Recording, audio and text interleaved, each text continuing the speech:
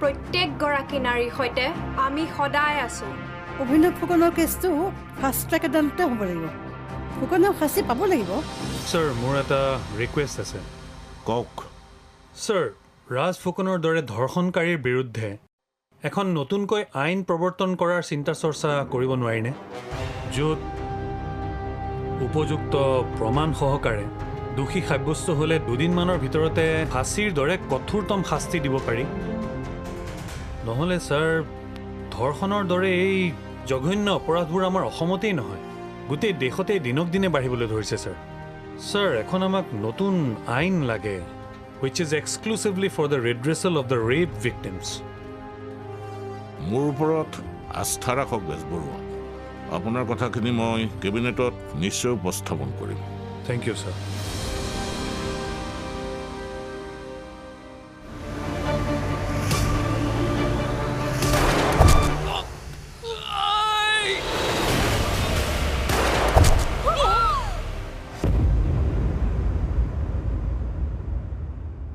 বা হৈ যোৱা ঘটনাবোৰ ভাবি নাথাকিবি মাইনী ভিনদেউ অতিথিৰ খেয়াল ৰাখিবা তাৰ মনটো বৰ এটা ভাল নহয় ঘটনাবোৰ নিজ চকুৰে দেখিলে যে হয়তো কথাবোৰ সহজভাৱে ল'ব পৰা নাই হ'ব মোৰ কাম কেইটামান আছে মই কামখিনি কৰি আহোঁ ৰ'বা ডিজিপি ছাৰৰ ওচৰলৈও যাব লগা আছে ইফালে নেশ্যনেল নিউজৰ কাৰণে থানাতো এপাক সোমাই আহিব লাগিব তোমালোক থাকা মই আহি আছোঁ হ'ব ভিনদেউ আপুনি যাওক অদিতি মই আহি আছোঁ হা ঠিক আছে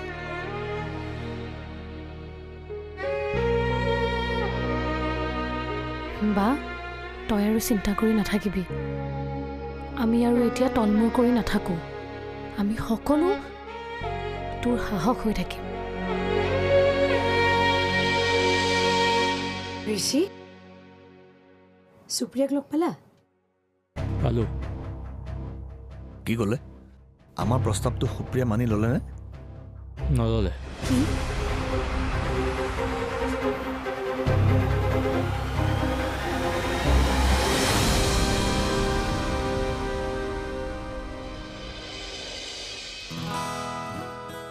ঐ দিগন্ত পাৰিলে তই আমাক ক্ষমা কৰি দিবি কিয় নহয় আমি তোক ভুল বুজি আছিলোঁ লাগি ভাগি তই ছোৱালীজনীক ন্যায় দিলি আমাৰতো ল'ৰা নাই এতিয়া তইহে আমাৰ ল'ৰাৰ নিচিনা নহয়নে এতিয়া আমি সকলোৰে আগত মূৰ তুলি থিয় হ'ব পাৰিছোঁ কাকো ভয় কৰিবলগীয়াও নাই হ'ব এই ঘৰ মাটি মোৰ নামত লিখি দিয়ক ঘৰ মাটি মানে নহ'লে কি অলপ দেৰি আগতে আপুনি দেখোন মোক কৈছিল মই আপোনালোকৰ ল'ৰাৰ নিচিনা অদিতিকটো বিয়া দিলেই মাইনীকো বিয়া দিয়াৰ পিছত এই সম্পত্তি কোনে পাব নিয়ম মতেতো ময়ে পাব লাগে বদমাছ ইমান চিৰিয়াছ কথা কৈ আছো তই আকৌ ধেমালি কৰি উৰুৱাই দিছ ভাত খা বাৰু মাটি সম্পত্তি নাপালে নিউজ কৰি সকলোকে জনাম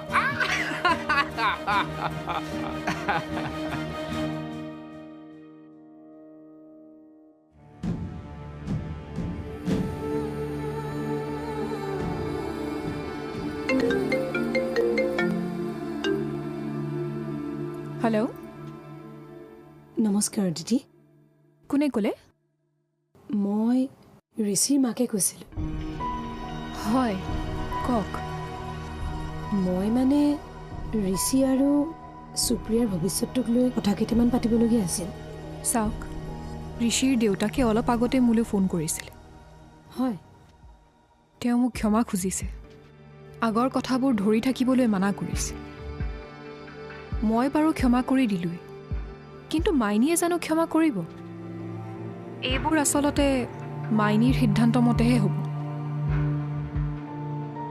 মোক বেয়া নাপাব সম্পৰ্কবোৰ এনেকৈ গঢ়িব নোৱাৰে মন গ'লেই গঢ়িব মন গ'লেই ভাঙিব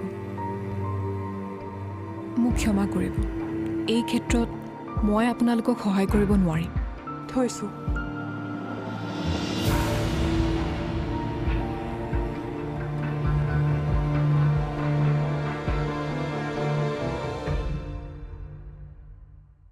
মাইনী মই তোৰ ওচৰলৈকে আহি আছিলোঁ কচোন তই ঋষিৰ কথাটো আকৌ এবাৰ ভাবিছা চা তাৰ মাক দেউতাকে মোক বাৰে বাৰে ফোন কৰিছে তেখেতসকলে তেখেতসকলৰ ভুল স্বীকাৰ কৰিছে মাইনী এতিয়া তোৰ আৰু ঋষিৰ সম্পৰ্কটো আগবঢ়াব বিচাৰিছে। কিন্তু বা মই এই সম্পৰ্কটো আগবঢ়াব নোখোজো। কিন্তু কিয়? তই মোৰ জীৱনৰ কথা ভাবি তেখেতসকলৰ ঘৰলৈ গলি, কিন্তু তেওঁলোকে কি কৰিলে? তোক অপমান কৰি পঠিয়ালে। ঘৰতে আহি মা দেউতাক অপমান কৰিলে, আৰু তাতোকৈ ডাঙৰ কথা মোক বিপদত দেখিও ঋষি মোৰ লগত নাথাকিলে। কিন্তু আচল কথাটো হ'ল যে ঋষিৰ ঘৰখনে কৃপালৰ কথা শুনিয়ে ভুল বুজি আছিলে। এতিয়া তেওঁলোকে অনুশোচনা কৰিছে। কিন্তু বা মই এইখন বিয়া হ'ব নোখোজো। মই উচ্চ শিক্ষা ল'ব বিচাৰোঁ। ঠিক আছে, সেইবোৰ তোৰ যি ইচ্ছা তই সময়ৰ লগে লগে কৰি যা। কিন্তু তাৰ মাজতে মই তোক এটা কথা কৈ থওঁ, জীৱনত ভুল বুজাবুজি হয়েই। সেইবোৰৰ কাৰণে তই আৱেগেৰে এটা অদ্ভুত সিদ্ধান্ত নলবি। কি কৰিলে ভাল হয় আৰু কি কৰিলে বেয়া হয় সেইবোৰ তই এতিয়া ভাবিব পৰা হলি। যিয়েই কৰ ভালকৈ ভাবি চিন্তি কৰিবি।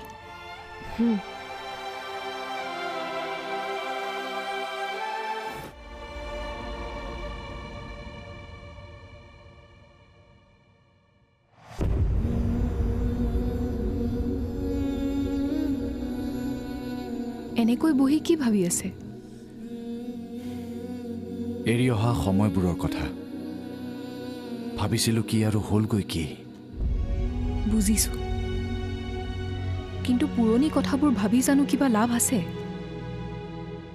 এতিয়া বৰ্তমানৰ কথা ভাবক। এই পুৰণি কথাবোৰ ভাবি থাকিলে মনটো আৰুহে বেয়া হ'ব। আচ্ছা শুনকচোন, কোৱা। এই ঋষি বোলা ল'ৰাজনৰ ঘৰৰ মানুহে মাইনীক হেনো আকৌ বিয়াৰ প্ৰস্তাৱ দিছে। ঋষিয়েও বোলে মাইনীক লগ ধৰি বিয়াৰ কথা কৈছে, লগতে তাৰ ভুলো স্বীকাৰ কৰিছে। তাৰ পাছত মাইনীয়ে কিন্তু তাৰ বিয়াৰ প্ৰস্তাৱ মানি নল'লে। তাইৰ মতে তাই সেইখন ঘৰলৈ বিয়া নহয়। মাইনীয়ে ঠিক সিদ্ধান্তই লৈছে দিয়া। আমিবোৰ দেখোন তাইৰ লগত আছোৱেই। আমি মাইনীৰ কাৰণে এজন ভাল ল'ৰা চাই তাইৰ বিয়াখন ভালকৈ পাতিম। ঋষিৰ দৰে ল'ৰাৰ কি ভৰসা আছে? ঋষিয়ে যদি আকৌ কিবা... ঠিকেই কৈছে আপুনি। মই ভাবোঁ মাইনীৰ জীৱনলৈ আহিব লগা ল'ৰাজন যিয়ে নহওক কিয়, অন্তত আপোনাৰ নিচিনা বিশ্বাসী হোৱাটো বৰ দৰকাৰী।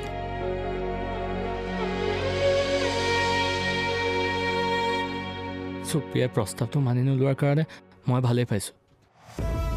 আচলতে মানুহ এনেকুৱাই হ'ব লাগে, মুখৰ কথা ৰাখিব পৰাটো ভাল গুণ। এতিয়া কি হ'ব?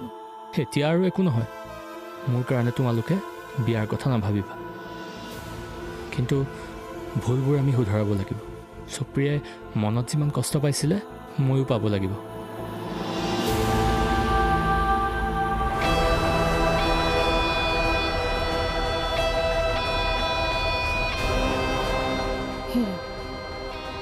এতিয়া কি হ'ব?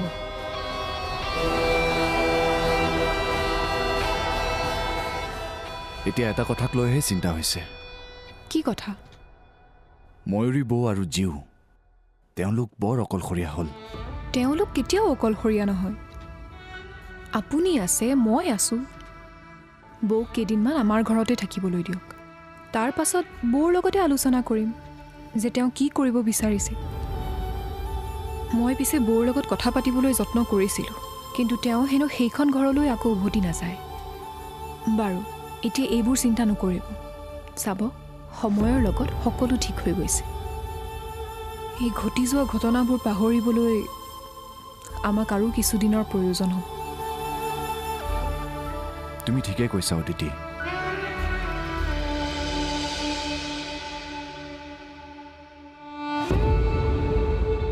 দুখ নকৰিবা বৌ। কেতিয়াবা কিছুমান কাম নভবাকৈয়ে হয়। দাদা নাথাকিলেও আমিবোৰ সদায় তোমাৰ লগত আছো। তুমি অকলশৰীয়া নহয় বৌ। বৌ, জীউৰ দায়িত্ব আজিৰ পৰা আমি ল'ম। আপুনি আমাৰ লগতে থাকিব পাৰিব।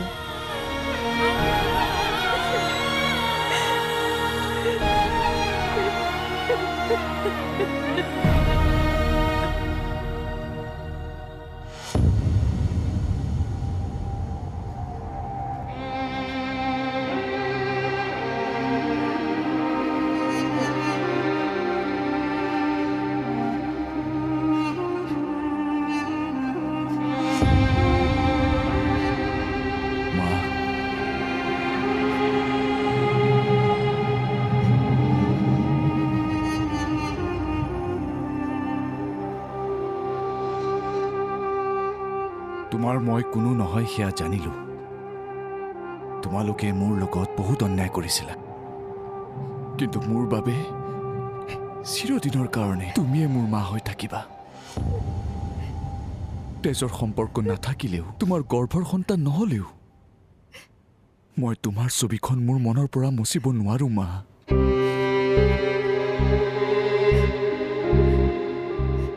মই দেউতাক কথা দিছিলোঁ, তোমালোকৰ ঋণ মই খুজিম, পুত্ৰ ধৰ্ম পালন কৰিম।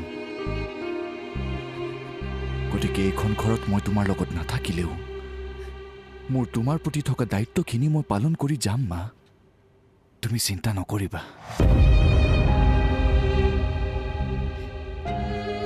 নিজৰ খিয়াল ৰাখিবা মা। মই যদি কিবা ভুল কৰিছো মোক ক্ষমা কৰি দিবা।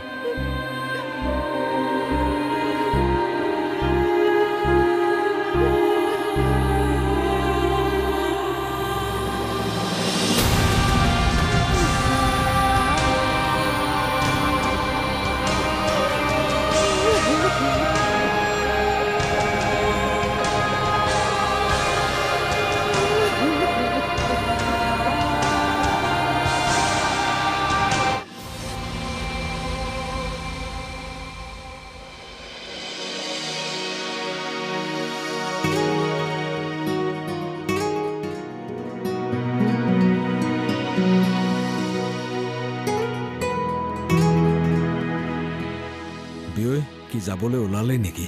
যাওঁ আৰু দিয়ক। এতিয়া গৈ ঘৰখন ঠিক ঠাক কৰিলেহে থাকিব পৰা হ'ব। হেৰা, বহুদিন ঘৰখন তেনেকৈ পৰি আছে নহয়। তাকে অদিতি, আৰু বেগ আছে নেকি? গাড়ীত দিব পৰা বেগ নাই। ভিনদেউ বা যাওঁৱে নেকি? যাবতো লাগিবই। পুত্ৰ বোৱাৰীক লৈ এতিয়া আপোন ঘৰখনলৈ উভতি যাম। কিমান দিন যে পৰি আছে ঘৰখন তেনেকৈ। আজি নীৰৱে গৈ ঘৰখন অকণমান চাফ চিকুণ কৰি আহিলেগৈ। এতিয়াৰ পৰা আমাৰ সেই ঘৰখনেই স্থায়ী ঠিকনা হ'ব। হয়, পিছে মাজে মাজে গৈ বা ভিনদেউৰ খবৰ লৈ থাকিবা। নিশ্চয়। বিয়ৈ যাওক, এতিয়াৰ পৰা জীৱনটো নতুনকৈ আৰম্ভ কৰক। আপোনালোকো আহিব মাজে মাজে। হয় হয়, এতিয়াৰ পৰাতো অহা যোৱা চলিয়েই থাকিব। তাকে হেৰা, ব'লা এখেতসকলক অকণমান আগবঢ়াই দিওঁ। দেউতা, এই হ'ব মা, হ'ব দিয়া। আহোঁ দিয়ক।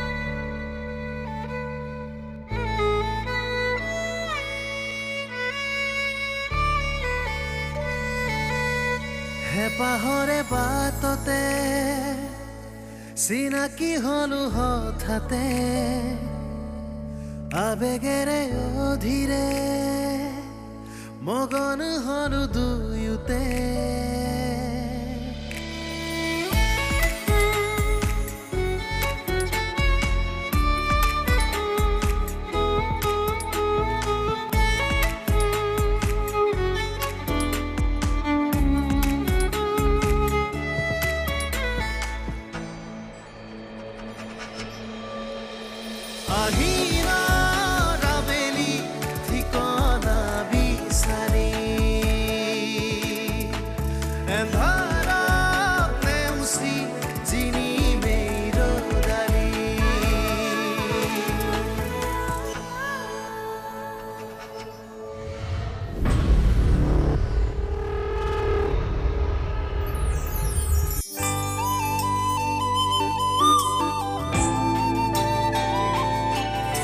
মই জনাততো অঞ্জলি তোমাৰ কেৱল ঘৰৰ ওচৰত থকা এজনী ছোৱালীহে। তাই মোৰ ল'ৰাক মোৰ পৰা আঁতৰ কৰি লৈ গৈ আছে। তাৰমানে তাই ইয়াকো নিজৰ কৰি